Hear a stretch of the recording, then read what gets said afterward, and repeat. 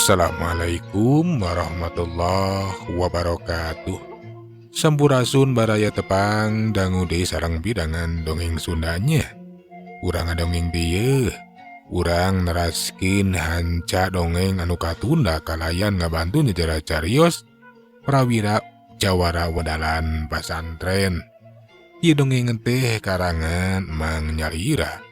Sok sanaos dongeng basajan malah mandar janten hiburan. Atuh kebaraya anu satya manco kana dongeng emang di mana wae ayana. Mugia sadayana aya dina kasehatan lahir sinerangan batin, dilelancarkeun sagarupinanya. Tong hilapi rojong ditaroelan tomol sukreb. Atuh mangoge nganuhunkeun kanu parantos like oge komen.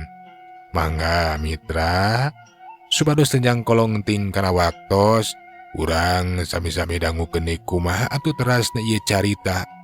Sok kaparayun sadayana.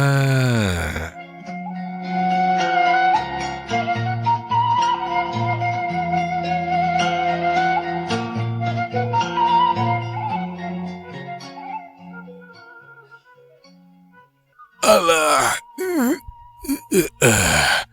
Ki Bajul ireng teh ukur ngagoler we. Bari humarurung nahan kanyeri. Geus hanteu bisaeun hudang-hudang acan. Kumaha Ki Bajul? Nah masih kena sanggup pikeun neruskeun tarung ku kuring ayeuna bakal ditungguan. Alah, hebat maneh prawira. Dewek rumasa eleh geus kateter eleh jajaten euy. Dewek geus teu sanggup ari kudu neruskeun di tarung mah. Ampun prawira. Dewek menta hirup ulah arek dipaehan. Kapaksa Ki Bajul teh kudu ngaku cenah kana kahebatan prawira. Terus terang geus hanteu sanggup ari kudu neruskeun di tarungna mah. Malahan mementa dibere ampun we.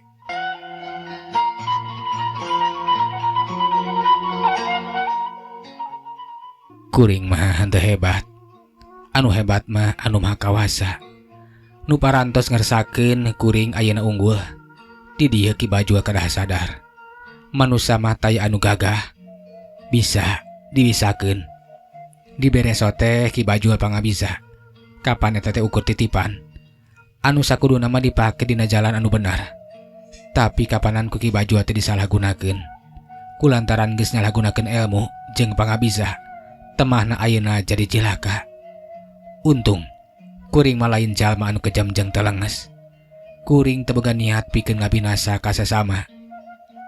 Lantaran geus sakuduna sesama manusia mah silih asih, silih asuh, silih salametkeun jeung silih elingan. Ki Bajul basa ngadenge kecap-kecap prawira anu sarupa kitu. Dak dumadak hatena teh mani ngalekat ai. Curucu dekat tingali aya cai panon anu ngalemereh mapai kana pipi. Kakaraeun teuing saumure hirup.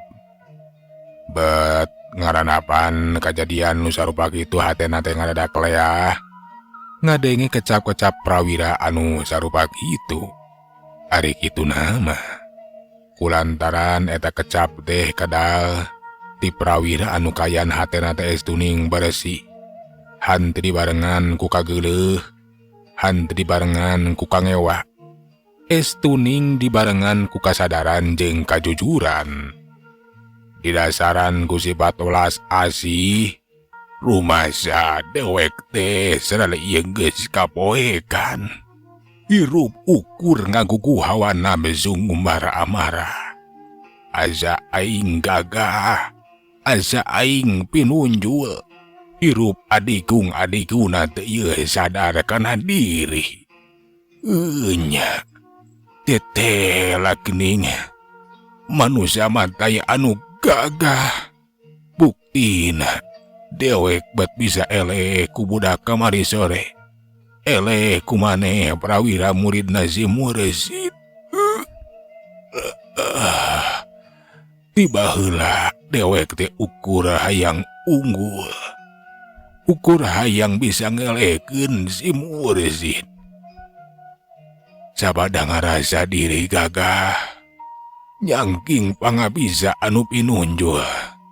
Geningan, sajago-jago na manusia mah tetap. Hiji mangsa mah bakal panggih apes. Nya bakal eleh. Rumaja dawe gede. Ukur ngagugu hawana beso. Anu taya tung na gening. Syukur ari Ki Bajul parantos sadar mah. Mugia wae keresa babalik pikir. Uhidi kana jalan anu lempeng, jalan kahadean, jalan kasalamatan. Kuring mah ukur cukang lantaran we. Saanyana anu masihan di dayah mah estuning mantenah panginten tos waktosna Ki Bajul teh tobat. Mulih deui kana purwadaksina. Nya benar. Teu salah tetela si Mursid teh boga murid teh. Milih maneh prawira. Yanti ngawaris kabeh elmuna si Mursid. Tetela geuning maneh teh bisa nurutan kana ahlakna si Mursid. Anu sanyana mah baheula oge. Nya hati leutik mah kudu ngaku. Si Mursid teh jelema soleh, jelema bersih. Tapi baheula mah kahalang ku kageuleuh, kehalang ku kangewa, kahalang ku dendam. Ngajadikeun dewek teh salilena aya ngamusuhan wae. Kula kadung prawira. Kasadaran teh datangna pandeuri. Ayeuna dina waktu geus kieu geus ripuh. Poa-poa umur dewek moal lila deui. Ki Bajul ulah pono harapan. Da geuning ari umur mah sanes kaduhamna manusia. Najan ayeuna Ki Bajul dina kayaan tatu anu cukup parana. Ari kedah nama masih keneh babarin waktos. Ari kedah nama masih keneh panjang umur. Tinang tu bakal salamet. Tos ayeuna mah Ki Bajul ulah bakal seueur saur. Keun kukuring bakal ditarekahan, bakal dilandongan. Nya prawira nya nuhun we ari rek ngubaran mah. Geus teu kuat ugu dewek mah ieu teh. Mudah-mudahan we atuh dewek teh masih keneh dipanjangkeun umur. Dibere wagetu ikeun bebalik pikir. Prawira teh geus hanteu nemehalan. Laju we atuh kiwari mandaku. Bari dampaleungeunna teh diantalakeun kana dada eta Ki Bajul ireng. Dampaleungeun prawira teh patinggal latar. Ki Bajul ireng anu keur ngagoler teh bari humarurung nahan ka nyeri. Ayeuna mah ngarada kecempling. Ngan bae tina juru bibirna teh ngalai getih hideung. Malahan materila kolokok ngutah-ngutahkeun getih hideung lalambaran.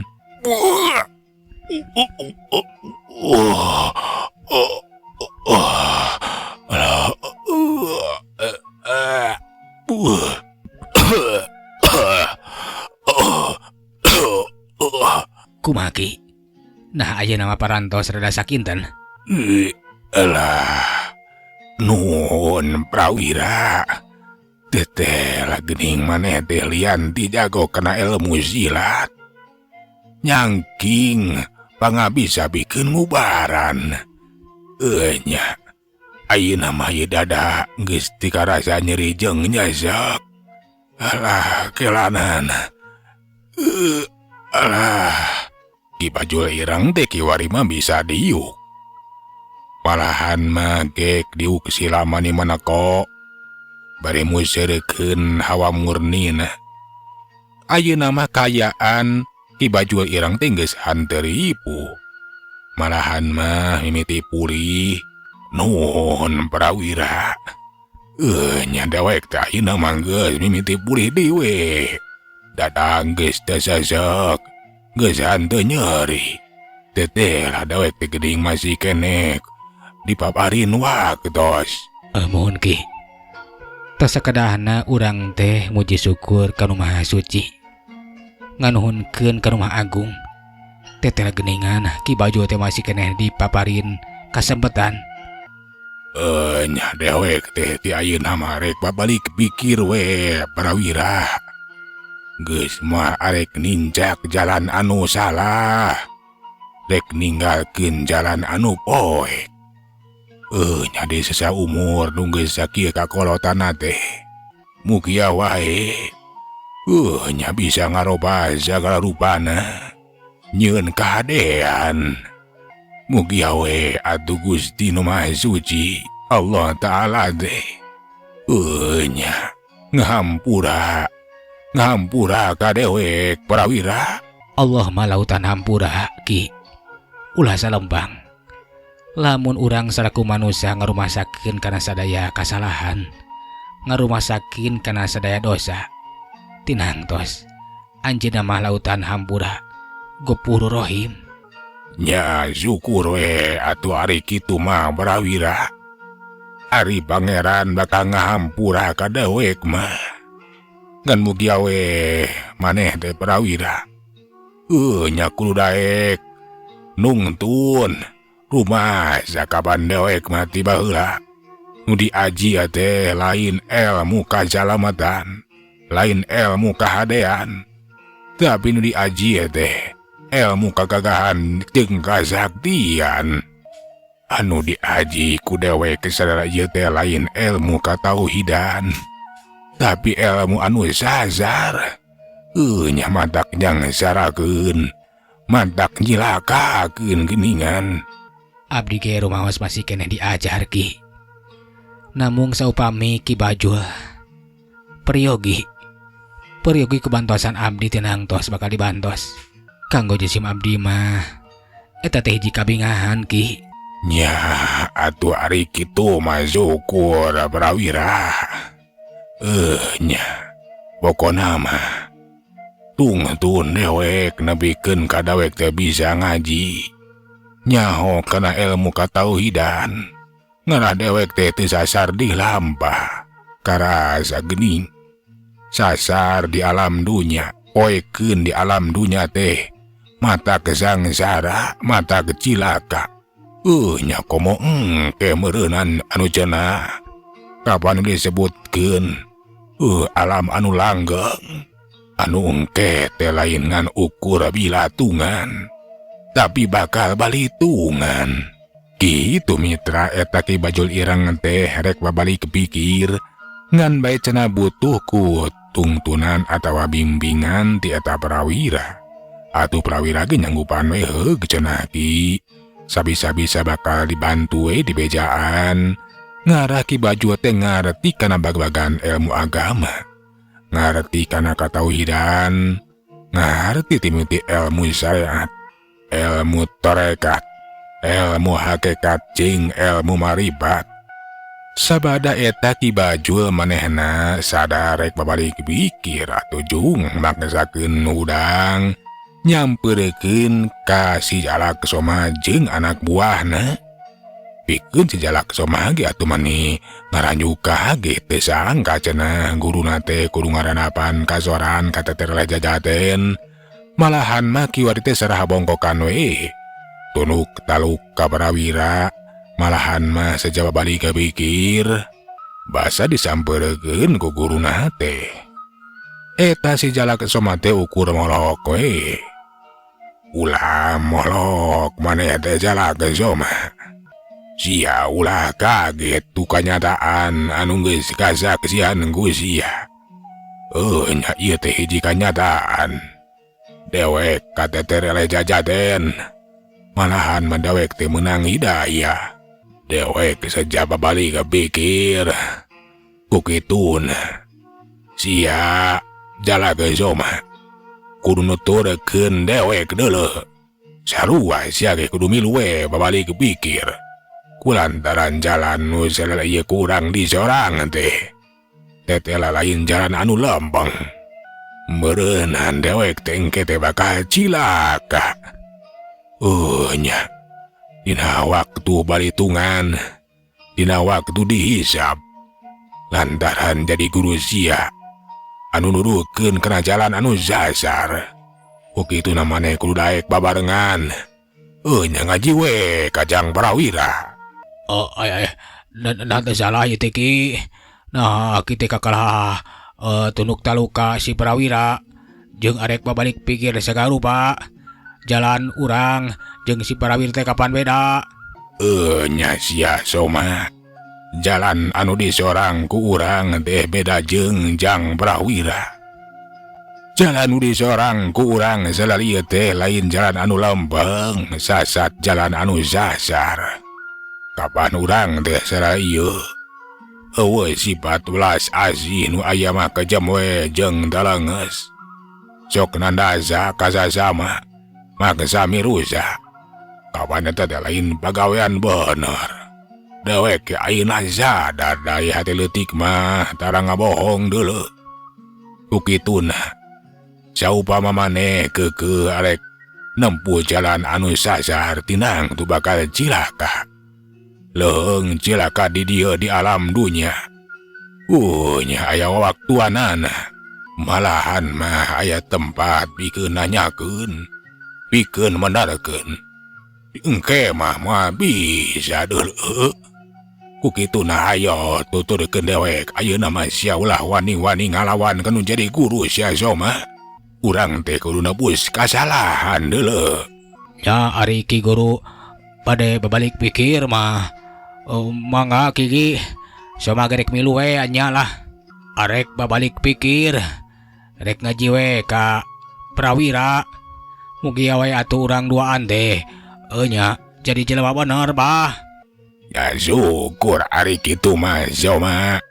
Ngan kade euy sia teh kudu bener-bener ulah dumasar kena-kena diajak ku dewek diri parentah ku dewek. Tapi kudu kadorong ku rasa kasadaran. Sadar sia teh Soma. Nya Soma teh geus sadar. Lantaran ku Soma ge kapikir lamun urang tetap nincaknya jalan anu salah, jalan anu sasar, urang teh sasat ngalawan kana aturan pangeran. Tinang tuh awal akhir urang teh bakal cilaka. Jeung deui Soma teh sieun ari kudu asup ka neraka mah. Wong kading salarieu rumasa Soma teh jadi jelema jahat anu sok nandasa ka sasama maksa mirusak papadog rampok jeung sagarupana. Wah, tada teuing kasiksana engke teh. Bakal disiksa di neraka Ki. Syukur ari datang tina kasadaran mah. Asok bejaan anu sajana anak buah mah sia deuleu. Kudu sarua kitu kudu daek kabalik pikir. Lamun geus kabeh daraek nya ti mimiti poe ieu urang teh kudu ngaguru we ka Jang Prawira. Najan eta si Jang Prawira teh masih keneh ngora. Tapi kapan jelas luhung ku ilmu jembar ku panalar euy. Sasat muridna si Mursid. Atuh eta si Soma teh laju we manehna teh ngajakan deui ka anak buahna. Hayu euy geus we ayeuna mah cenah urang babalik pikir. Urang teh kapan salari teh jadi jalma jahat. Tetela geuning cenah sarila jadi jalma jahat teh hanteu nyorang kasenangan. Najannya cenah sakapeung segala kahayang sok kacumponan. Tapi kapan hate teh hanteu tenang. Da ari hate leutik mah kudu ngaku. Tiap-tiap pagawean salah pasti dirumasakeun bae salah. Ngan bae kajurung ku hawa nafsu anu kacira gedena. Eta rasa teh jadi leungit. Eta rasa teh jadi ilang. Pagawean dosa teh dianggap biasa.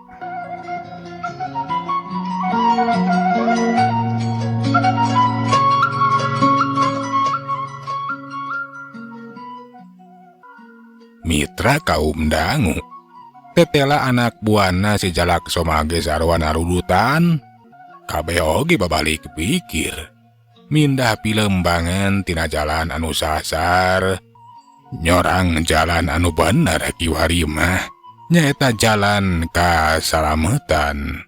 Mitra kaum dangu atuh prawira jeung Mang Jair oge ngadon tumata pelawe sagalanan mah nyadi eta tempatan di padumukan jejalak soma sabaraha kanca kocapkeun ayeuna mah isukna. Prawira teh atuh marentahkeun we pikeun nyieun tajuk kulantaran cenah di eta padumukan teh kudu aya tajuk tempat pikeun ibadah ngajalankeun syariat. Si jalak soma sapara kanca atuh manikiatna keur teu hese dak we nyieun tajuk. Malahan mah dina waktu nungan sakedeung tajuk teh kiwari teh geus ngadeg. Sabada geus aya tajuk eta tajuk teh dipake we ku prawira pikeun ngawurukan ngajarekeun ngaji kulantaran Ki Bajul ireng sabada kanca teh acan bisa nanaon tong boloning kana bacaan salat atuh kana maca Quran oge acan bisa. Ku kituna ku prawira teh laju diburukan bae diajarkeun alif-alifan we cenah. Terus diajarkeun tata cara wudu, tata cara salat anu bener jeung sagarupana. Ngan bae di sela-sela ngajarkeun ilmu fikih. Ku prawira oge diselang ku ngajarkeun ilmu tauhid. Kulantaran eta ilmu tauhid teh dasar anu utama. Hiji pondasi anu geus sakuduna kuat. Kayakinan ka Gusti anu Maha Suci. Halah, susah oge nyajang ngaburukan ngajarkeun ngaji kanu geus jalebrog ieu mah. Alah, nah atuh bah. Lain tiba heula keur budak abah teh kudu diajar ngaji. Lain ayeuna yeuh. Hese karunya kajang prawira ngajarkeun kanu geus karieu mah, kanu geus barong longkotan kieu geus barawutaneuh. Pokona matak lenang. Enyakeun we Mang. Da abdi mah bakal sabar dina ngawurukan ka Ki Bajul ireng sabaraha kanca. Di dieu ieu hiji tantangan pikeun abdi mah. Ngajarkeun ka murang kalih mah kapan estuning masih keneh calakan. Sedengkeun ngajarkeun kanu geus karolot kieu yeuh. Estu geus pikun, geus loba pohoan, tapikeun nu penting mah saeutik-eutik oge. Nyambaranna teh bisa ngaji, bisa ngajalankeun syariat agama. Boga keyakinan anu kuat ka Gusti Maha Suci, bisa wawuh ka pangeranana. Halah, bener-bener jang prawira mah estuning sabar. Lamun ninggang ka Mang mah Mang geus bakalan nang jang. Leuwih hade ge diantapkeun. Da ka Bandungan atuh ku Mang. Kapan lamun diajarkeun alif-alifan, gancang poho. Salah jeung salah. Diajarkeun bacaan salat, loba pabaliut. Nya, bieu apal. Sakedeung deui geus poho deui. Tapikeun lah. Mudah-mudahan wae atuh eta Ki Bajul ireng saparakan teh sagancangna aya kabisa. Ngarah urang teh meureun bisa neruskeun di lampah. Nya Mang. Kapan ieu ge tina bagian tina dharma. Urang teh manfaat keur sasama. Keur abdi moal waka ninggalkeun ieu patempatan. Saacan Ki Bajul ireng saparaha kanca bisa ngaji boga pangarti dina bag-bagan agama. Kitu cenah eta prawira teh negadekeun maneh. Moal waka ingka balilahan ninggalkeun eta patempatan. Saupama Ki Bajul ireng sabaraha kanca acan bisa ngajikeun we cenah. Saupama Ki Bajul ireng geus bisa ngaji, geus ngarti kana ilmu tauhid tinang tu cenah bakal ditinggalkeun. Dina ninggalkeun ge tinang tu bakal ngarasa regreg jeung jongjon. Mitra waktos nagening parantos teu nyakapannya. Sagala urang tuna jajar carita prawira jawara wadalan basantren dugi ka dieu. Urang teraskeun dina sari anu salajengna. Manganunkeun tina sadaya perhatosanana.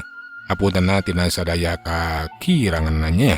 Mang undur assalamualaikum warahmatullahi wabarakatuh. Cak.